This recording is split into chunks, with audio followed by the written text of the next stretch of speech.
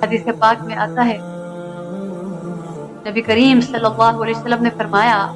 کہ میری امت جب تک اس حرم مقدس کا پورا احترام کرتی رہے گی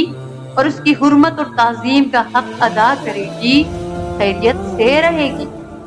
اور جب اس میں یہ بات باقی نہ رہے گی تو وہ برباد ہوگی۔ یعنی شعائر اللہ کی عظمت اتنی بڑی چیز ہے،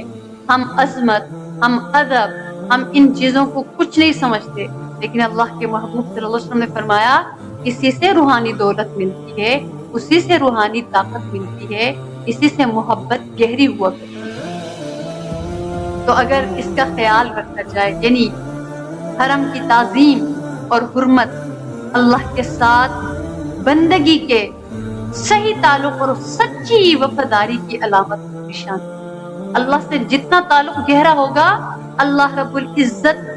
کے جو شاعر ہوں، شاعر اللہ، وہ ان کی عظمت اس انسان کے اندر اتنی ہی گہری ہوگی۔ جب تک یہ چیز اجتماعی حیثیت سے امت میں باقی رہے گی، یعنی سب مسلمانوں امت کے اندر، تو اللہ تعالیٰ اس امت کی نگہبانی فرمائیں گے اور وہ دنیا میں سلامتی اور عزت کے ساتھ رہے گی۔ اور جب امت کا یہ بیہیویئر ہو جائے کہ وہ اس کی وہ سوچ ہی بدل جائے، اور وہ بھی تو گھر ہے، چلو جی وہاں پہ کسی اس مقصد کے لیے جائے، تو اگر یہ سوچ بن جائے اور خانہ کعبہ اور حرم مقدس کی حرمت اور تعظیم کے بارے میں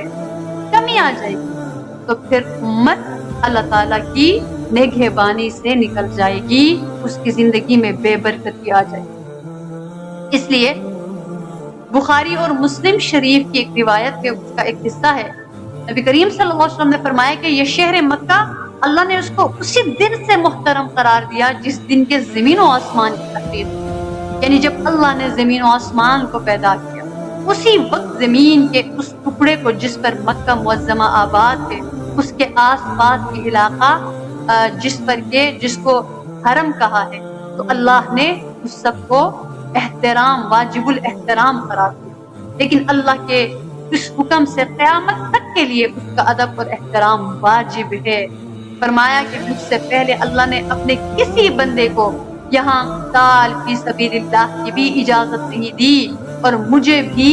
دن کے تھوڑے وقت کے لیے اس کی عارضی اور وقتی اجازت دے دی گئی فتح مکہ کے موقع پر، اور وہ وقت ختم ہو جانے کے بعد اب قیامت تک کے لیے یہاں قتال اور ہر وہ کام اور عمل جو اس مقدس جگہ کے احترام کے خلاف ہو وہ حرام ہے۔ یہاں تک فرمایا اس علاقے کے خاردار جھاڑ بھی نہ کاٹے چھانٹے جائیں، یہاں کے کسی قابل شکار جانور کو بھی پریشان نہ کیا جائے، اگر کوئی گری پڑی چیز پر نظر پڑے تو اس کو وہی اٹھائے جو قاعدے کے مطابق اس کا اعلان کرے، یعنی وہ حقدار تک پہنچائے یا اس کی کوشش کرے، اور یہاں کی سب گھاس بھی نہ کاٹی اکھاڑی جائے۔ اللہ، یعنی ایک عظمت کے بارے میں کہ اس گھر، اس در کی کتنی عظمت ہے۔ اسی لیے ایک اور روایت میں فرمایا رسول کریم صلی اللہ علیہ وسلم نے کہ حضرت عبداللہ بن ادی رضی اللہ تعالیٰ عنہ سے روایت ہے کہ میں نے رسول کریم صلی اللہ علیہ وسلم کو دیکھا کہ آپ مکہ میں ایک جگہ، ایک ٹیلا، اس پر کھڑے تھے اور مکہ سے مخاطب ہو کر فرما رہے تھے کہ اللہ کی قسم، تو اللہ کی زمین میں سب سے بہتر جگہ ہے اور اللہ کی نگاہ میں سب سے زیادہ محبوب ہے، اگر مجھے یہاں سے نکلنے اور ہجرت کرنے پر مجبور نہ کیا گیا ہوتا میں ہرگز تجھے چھوڑ کے نہ جاتا۔ یعنی اس قدر اللہ رب العزت کے رسول کو وہ شہر میں